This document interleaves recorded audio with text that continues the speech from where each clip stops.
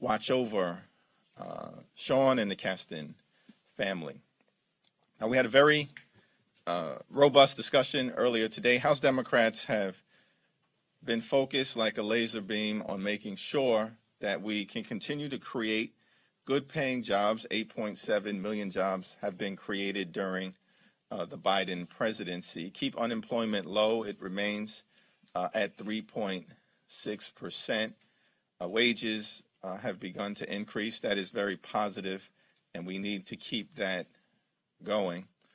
We also, of course, have to lower costs for everyday Americans and create an economy that works for the people. And so consistent with that effort, this week, led by Representative Abigail Spanberger, the Lower Food and Fuel Costs Act will be on the House floor explicitly to try to lower costs in two critical areas that the American people are feeling in their pocketbook. Of course, gas prices as well as food prices. We're hopeful that the effort will secure bipartisan support on the floor and that the Senate will see its way toward acting in this incredibly critical area at this particular point in time. We want to keep the aspects of the economy foundationally around unemployment and job creation going, while at the same time working to lower costs for everyday Americans. That is our commitment as House Democrats. That is what we will continue to do. We, of course, are also monitoring the developments in the Senate with respect to the gun violence prevention legislative agreement. We look forward to the text becoming publicly available, hopefully sooner rather than later.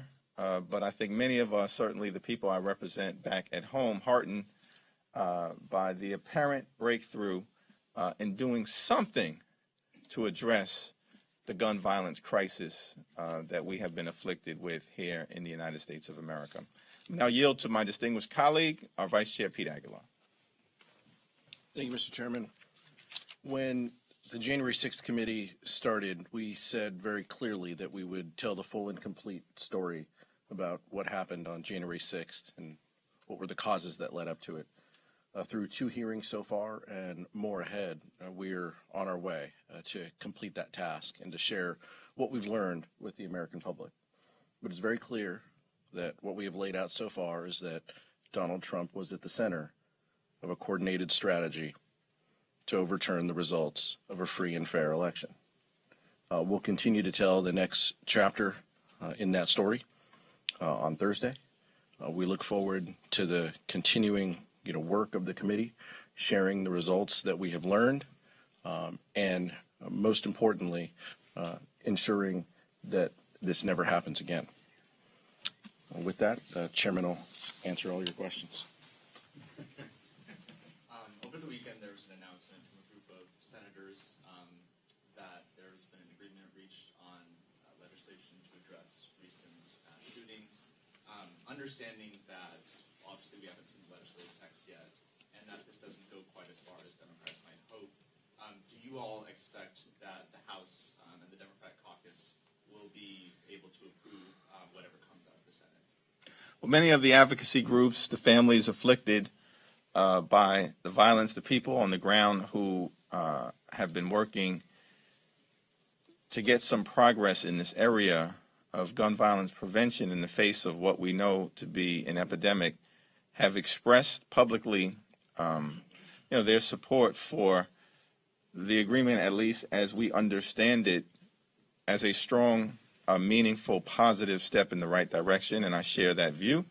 I certainly believe that the overwhelming majority of House Democrats share that view as well. That's right. Thank you. Just to follow up on that point, though, what is your argument to those who say it doesn't go as far? I mean, Chris Murphy, conceded that this was a pretty modest proposal. Many Democrats want to go much, much further, and there are some who would say, look, there's nothing in there about assault weapons, nothing in there about raising the age to 21. They will say you guys have taken too little. How do you counter that? Well, we're going to wait for the legislative text to be presented, but I stand by the comment that I just made, that many of our advocacy groups and families, people I've talked to on the ground, have embraced this development as a meaningful step in the right direction. There will always be work to do. The leading cause of death for children and young people in America is gun violence. This is in the greatest country, I would argue, in the history of the world. That can't be. So there's always going to be work to do in this area and in other areas.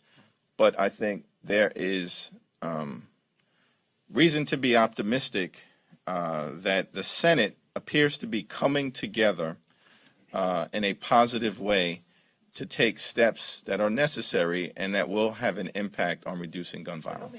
Pete? We're gonna wait. We're gonna support the framework that the Senate has put forward so far while we await the full legislative text to see the details. But Senator Murphy, himself said the metric that we're going to use here is, will this save lives? That's what the House Democratic Caucus is concerned about.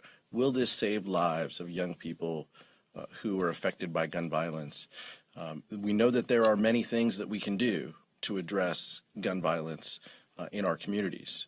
The chairman serving on Judiciary Committee has sent the House numerous proposals that do that.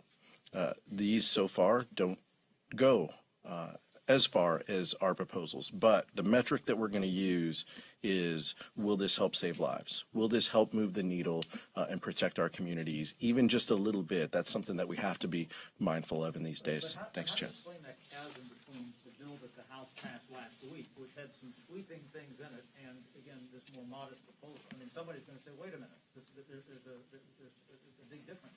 It's very interesting that the people who are actually impacted by this the most on the ground, victims, people who have suffered, those who live in communities afflicted by gun violence in parts of Brooklyn or other parts of America, or have been tragically impacted, as Pete has indicated, are supportive of the framework that is in the public domain. We'll wait to see what the legislative text is, but as Vice Chair Aguilar has indicated, the metric, the basis of evaluation will be, will the steps that the Senate takes in its proposal save American lives? Based on the framework, as I can see it, lives will be saved. Let's go to security. Do you think that the Department of Justice should actually prosecute some of these people who are protesting outside of the homes with existing laws? And even some Republicans are calling that President Biden should do more before the country to tell people not to protest in front of justices' homes.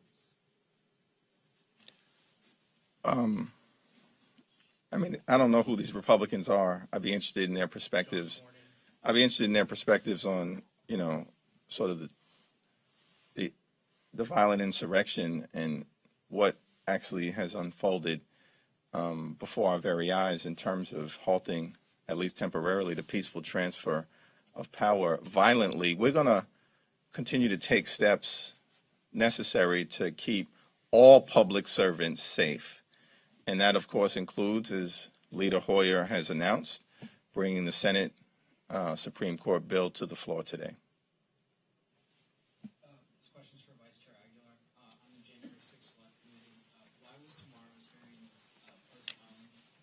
When will it be rescheduled, and how does that affect the schedule of future hearings to come next week and in the future, possibly? And additionally, it seems that there was some disagreement between the Chairman Thompson, and Vice Chair Cheney on whether or not a criminal referral regarding former President Trump is even on the table. Where is the committee on that, and where do you personally stand on that? The schedule has always been fluid, so we're going to move forward and have a Thursday hearing, and then get ready for hearings next week as well. So the hearing will be just postponed and moved to likely next week. The chairman and the committee will put out the balance of the calendar, but as we've said, it continues to be fluid, and we're getting ready for Thursday. We just want to make sure that you all have the time and space to digest all the information that we're putting out there. But this is about telling that story and sharing what we've learned, and we feel that we can accomplish that by moving forward with the Thursday hearing. With respect to your second question, look, our job is to tell the full and complete story. That's what I heard the chairman say yesterday. That's what we're focused on. We're focused on the hearings in front of us, telling the full and complete story, as the vice chair laid out in her opening statement last week. She detailed some of the evidence that we've received and also the hearings ahead that in the 7-point plan that we've discussed. But she's also right that the members haven't had this conversation. When our hearings are complete, we'll have a conversation on next steps, which includes ultimately the final report that we will put together, but also any other material that we seek or any other letters that we send. The committee will have those discussions and deliberations. But I think I viewed the chairman's comments as just being hyper-focused on the hearings ahead.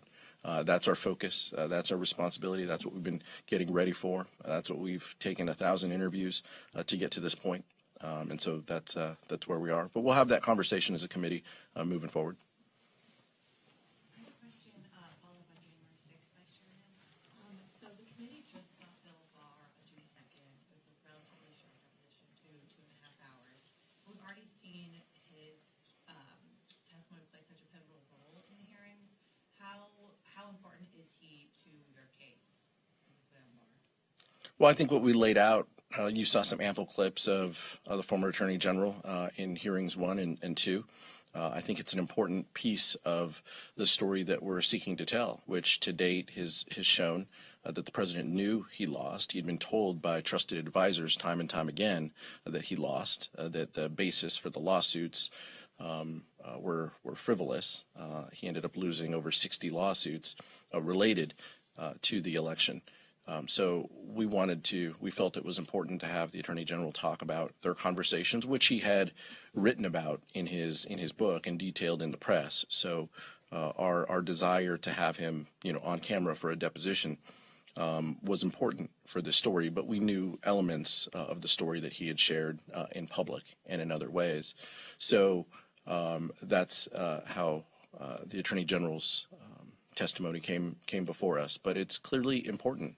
We're seeking to lay the foundation and to tell the American public that the people in and around the president knew this, that there were only a small group of people around him who didn't know it or who told him what he wanted to hear. And those people endangered democracy.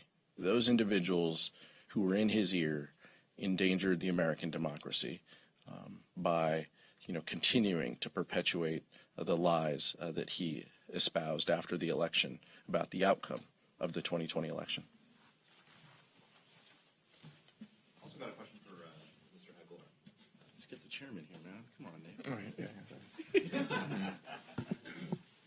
So, Congressman Rodney Davis, the ranking member on the House Administration Committee, just released a letter from Capitol Police Chief Manger confirming that he did, in fact, bring a group into the Capitol complex on January 5th.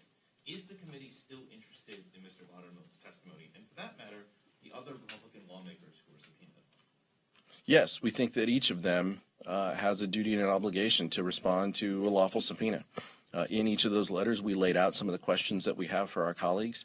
I hope in the next few weeks we can add more detail to the Loudermilk letter as well. And my personal belief is we should show the video. I understand what Mr. Davis's letter indicates, but I think the evidence speaks to the prior comments, what Rodney Davis said last year, and what the House administration Republicans said last year, that there were no tours, no MAGA hats, that was just false. It was a lie.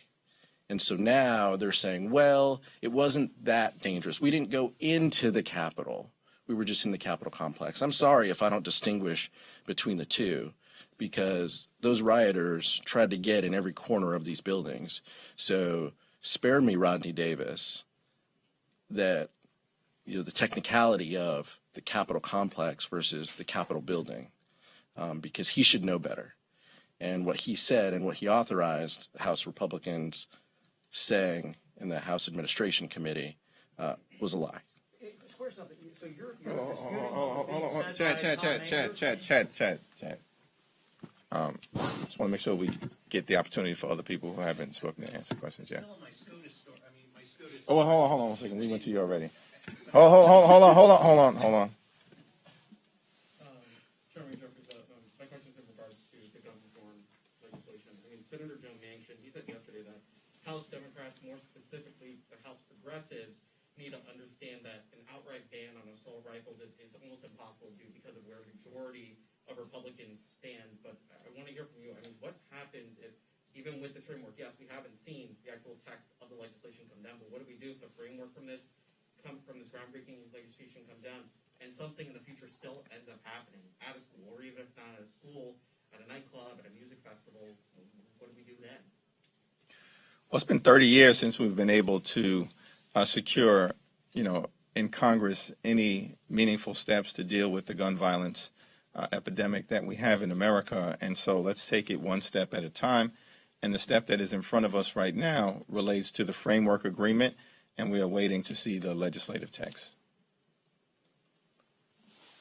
We'll go to the fifth row. Yeah. The question on the Supreme Court. So it's expected to generate a set of rulings tomorrow, which could include the one that could overturn Roe versus Wade. So more protests are planned in D.C., and the organizers said that they're not ruling out violence. Are you concerned about that? Well, we denounce violence in any form, whether it comes from whatever particular ideological perspective. And I haven't seen any comments in terms of folks not ruling out violence, but we've been very clear. Violence is not a form of legitimate political discourse. Fortunately, some of my colleagues on the other side of the aisle apparently believe that it is. Last question. Where are you on windfall energy profit taxes? There's been a lot of talk about that within the caucus. Has there been any progress on that? Some progressives have really pushed for that to come to the floor. We continue to have conversations with the variety of members within the House Democratic Caucus in terms of how we are going to address the moment that we're in relative to the inflationary pressures that we're experiencing, certainly in terms of food prices and gas prices. And what is in front of us this week relates to the Lower Food and Fuel Costs Act. Thankful for the leadership of Chairman Scott, Abigail Spanberger, members of the Ag Committee. Hopefully it will be supported in a bipartisan way when it hits the floor on Thursday. Thank you, everyone. Can we just get clarity from Mr. Aguilar on the point? Are you disputing what the letter that Tom Manger sent to Barry Lotto? I just want to have clarity here, because you said, spare me what Rodney Davis said about people being in the Capitol or the office. Yeah. But looking at the Manger letter, I just want to make sure we're clear on where are you disputing what the letter that Manger sent to Lotto? I read the New York Times article. I didn't read the Manger letter. But what I can tell you is that what Republicans from the House Administration Committee said last year was false. What they said was there were no tours, no MAGA hats. That was patently false.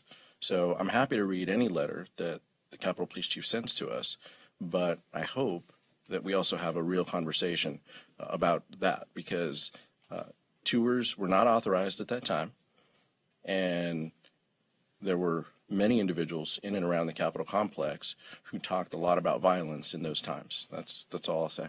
Thanks. Thank you. Thank you.